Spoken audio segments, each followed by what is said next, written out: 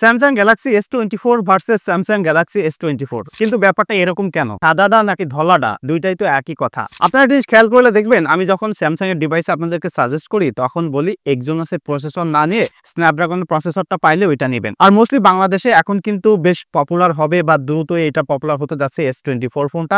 S23 কিন্তু ব্যাপক জনপ্রিয় ছিল, তবে সেই জায়গাটা S24 দখল করতে যাচ্ছে এবং এইটার বেশ কিছু কারণ আছে, সেটা নিয়ে আমি অলরেডি ভিডিও বানিয়েছি, সেটা আপনারা দেখে নিতে পারেন। তবে এখন কথা হচ্ছে যে বাংলাদেশে কিন্তু তেমন এই S24টা স্ন্যাপড্রাগনের ভার্সন পাওয়া যায় না। তারপরেও আমি আপনাদেরকে বলি, যদি পান তাহলে স্ন্যাপড্রাগনের ভার্সনটা নেবেন। সো আমার অনেকদিন ধরে ইচ্ছা ছিল যে স্ন্যাপড্রাগন এবং এক্সোনাসের একটা কম্প্যারিজন করা, যে এই দুইটা প্রসেসরের ডিফারেন্সটা কোথায়, একই স্যামসাং এর ফোন, সো এখানে আসলে কতটুকু ডিফারেন্স আছে সেটা জানা দরকার। তাহলে যারা কিনতে চাচ্ছেন, কেনার সময় মনের ভিতরে আর কোনো খুঁতখুঁতানি থাকবে না, একদম ক্লিয়ারলি জেনে বুঝে তারপরে কিনতে পারবেন যে আপনি এক্সোনাস নেবেন নাকি স্ন্যাপড্রাগন নেবেন। তবে এই দুইটা ফোন থেকে এখন যে কোনো একটা আপনারা যদি প্রিয়ন কিনতে যান তাহলে অ্যারাউন্ড 68 থেকে 60,000 টাকায় কিনতে পারবেন। আই হোপ যে কিছুদিনের মধ্যে এটার দাম আরো একটু কমবে। এমকে মোবাইল পয়েন্টে পাওয়া যাচ্ছে। শুধুমাত্র এই ফোন না, যে কোনো ব্র্যান্ড নিউ ফোন, পুরাতন ফোন কিনতে চাইলে তাদের সাথে কন্ট্যাক্ট করতে পারেন। বসুন্ধরা সিটিতে তাদের শোরুম আছে। ঢাকার বাইরে থাকলে নিশ্চিন্তে আপনারা কুরিয়ার করে প্রোডাক্ট নিয়ে নিতে পারেন। তো এই দুইটা ফোন ব্যবহার করতে যে আমি একদম ইনিশিয়াল যে স্টেটমেন্ট, সেটা হচ্ছে যে আপনাদের ডেইলি লাইফে ব্যবহার করেন তাহলে এই দুইটা ফোনের যে কোনো একটা ব্যবহার করতে পারেন, কোনো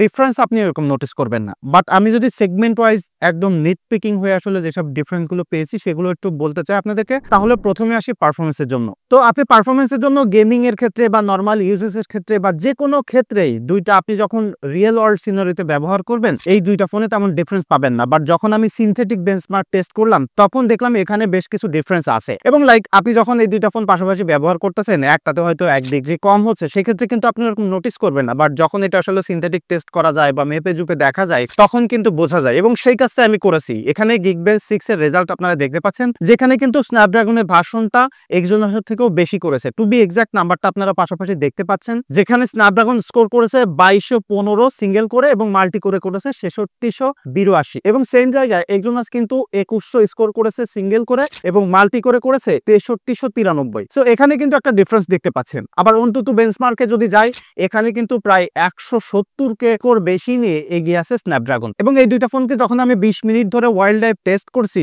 এবং সেখানে কিন্তু একটা সারপ্রাইজিং রেজাল্ট পেয়েছি, যেখানে স্ন্যাপড্রাগনের সর্বোচ্চ টেম্পারেচার ছিল 45 ডিগ্রি এবং 31 ফ্রেম থেকে শুরু করে 120 FPS পর্যন্ত হিট করতে পারছে। এবং অন্যথায় এক্সোনাস কিন্তু এখানে 47 ডিগ্রি পর্যন্ত টেম্পারেচার হিট করেছে, এবং যেখানে মিনিমাম ফ্রেম রেট ছিল 26 এবং সর্বোচ্চ ছিল 105 FPS। সো এখানে কিন্তু একটা হিউজ ডিফারেন্ট আপনি স্ন্যাপড্রাগনের সাথে এক্সোনাসে পেয়ে যাচ্ছেন। অর্থাৎ যারা গেমিং করতে চান, লম্বা সময় ধরে আসলে গেমিং করতে গেলে একটা ডিফারেন্স আপনারা এই দুইটা প্রসেসর থেকে পেয়ে যাবেন। তবে এখানে প্রথমে একটা জিনিস আমি বললাম, যখন আপনারা রিয়েল লাইফ সিনারিওতে ব্যবহার করবেন তখন কিন্তু ভাই এই জিনিসটা আপনি নোটিস করবেন না। সো নেট পিকিং হইলে আপনি যদি পিক্সেল ফিট হয়ে থাকেন, একদম বেস্ট অফ দ্য বেস্ট পেতে চান, তাহলে ডেফিনেটলি আপনার স্ন্যাপড্রাগন নেওয়া উচিত। তবে যেটা বললাম যে রিয়েল লাইফ সিনারিওতে এটা আসলে বের করতে পারার মানুষের সংখ্যা একদমই নাই বললেই চলে। সো ক্যামেরাতে যদি আসি, এই দুইটাতে ক্যামেরার সেগমেন্টে একটু ডিফারেন্স আছে, এবং সেই জিনিসটাও আসলে ডিফারেন্সিয়েট করা যায় ইজিলি। আর তা হলো ডাইনামিক রেঞ্জ ক্যাপচার করার ক্যাপাবিলিটি, বা পিকচারে যখন আসলে অনেক বেশি হাইলাইট থাকে সেটাকে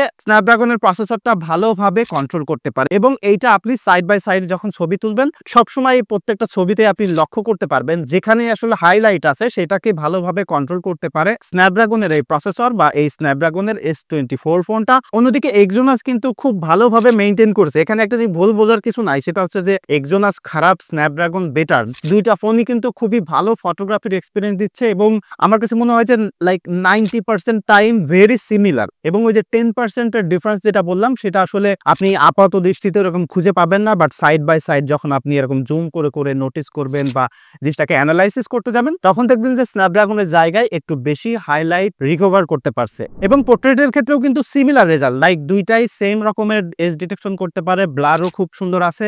এবং এখানে কিন্তু ওই যে সিমিলারিটি যেটা বললাম, যখন আসলে লাইট কন্ট্রোলের ব্যাপারটা থাকে, সেইটা ছাড়া তেমন কোনো ডিফারেন্স এই দুইটা ফোনে নাই। তবে নাইট মোডে যখন আপনি ফটোগ্রাফি করতে যাবেন তখন একটু ডিফারেন্স আপনি পাবেন, এবং এই ডিফারেন্সটা ভেরি সাটেল। বাট যখন আপনি পাশাপাশি দেখবেন তখন বুঝতে পারবেন যে এক্সোনাসের থেকে স্ন্যাপড্রাগনে বেশি ডাইনামিক রেঞ্জ তো রিকভার করতেই পারে, তার সাথে সাথে একটু বেশি ডিটেইল প্রোভাইড করে।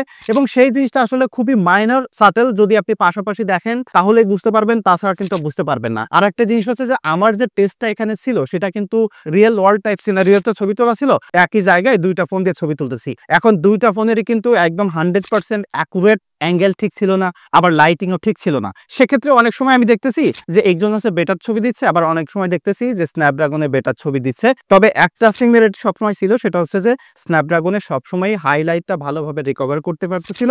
তবে এখানে যে জিনিসটা আসলে খুব ক্লিয়ারলি আমি বুঝতে পারছি সেটা হচ্ছে যে সামান্য একটু ডিটেইল আপনি অলওয়েজ সবসময় আসলে স্ন্যাপড্রাগনের প্রসেসরে পাবেন, বাট সেইটা আসলে খুব বেশি ম্যাটার করবে না যদি আপনি রিয়েল ওয়ার্ল্ড সিনারির কথা বলেন। তবে সেলফির ক্ষেত্রেও কিন্তু একই জিনিস। তবে ফাইনাল সামারাইজ করতে গেলে আমি ক্যামেরা সেগমেন্টে বলবো যে আপনি যেমনটা বললাম যে রিয়েল লাইফ সিনারিওতে আসলে ডিফারেন্স ক্রিয়েট করবে না। তবে যদি আপনি বলেন যে ভাই আমি দুইটা ফোন কিনতে যাচ্ছি, তাহলে আমার আসলে কোনটা কেনা উচিত, তাহলে আমি বলবো যে ডেফিনেটলি আপনি যেহেতু একই টাকা খরচ করতেছেন বা সামান্য 200-500 টাকা এদিক সেদিক যাচ্ছে, তাহলে ডেফিনেটলি আপনার স্ন্যাপড্রাগনটাই কেনা উচিত। তার প্রধান আরেকটা কারণ এটার সাথে যুক্ত হবে, সেটা হলো এফিসিয়েন্সি। তবে সেটাতে যাওয়ার আগে একটু ভিডিওর ব্যাপারটা একটু বলে রাখি, সেটা হচ্ছে যে আমি এই দুইটা ফোনে নাইট মুডে, ডে লাইটে এবং সেলফিতে সব সিনারিওতে ভিডিও করে দেখছি।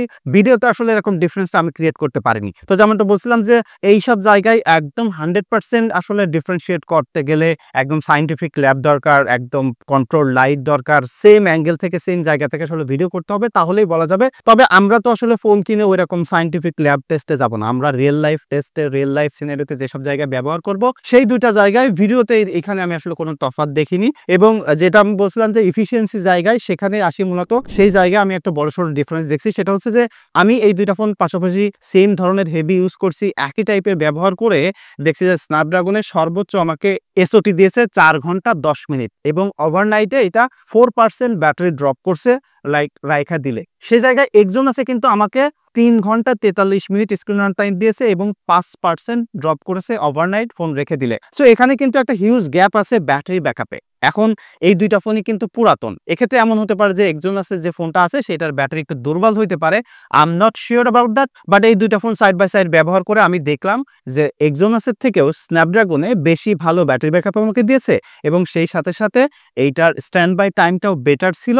তো যে কারণে আমার কাছে মনে হলো যে এইখানে একটা ভালো ডিফারেন্স ক্রিয়েট করা যায়, যেটা আসলে রিয়েল লাইফে ব্যবহার করতে গেলে আমাদের জন্য উপকারী হবে। সো ফাইনাল ক্যাচটা কি বা ডিসিশনটা কি? Like most of the time ব্যবহার করতে গেলে আপনি এই দুইটা ফোন থেকে কোনো ডিফারেন্স ক্রিয়েট করতে পারবেন না। তবে হ্যাঁ, যদি বলেন যে বেস্ট অফ দ্য বেস্ট বা কোনটা কিনবো, তাহলে আমি তো ডেফিনেটলি বলবো যে একটু বেটার এফিসিয়েন্সি পাওয়ার জন্য হইলেও আপনার স্ন্যাপড্রাগনটা কেনা উচিত। তবে সেই অর্থে যে এক্সোনাস কিনবেন না তা নয়। যদি মনে হয় যে আপনি ফোন এটাই কিনবেন এবং কিনতে গেলেন স্ন্যাপড্রাগন পেয়ে গেছেন, তাহলে আর আপনার এক্সোনাসে যাওয়া উচিত না। বাট যদি এমন হয় যে আপনি স্ন্যাপড্রাগন পাচ্ছেন না, তাহলে ডেফিনেটলি আপনি এক্সোনাস কিনতে পারেন। আর এই ফোনটার কিন্তু একদম ফুল ডিটেইল রিভিউ আমার চ্যানেলে দেওয়া আছে।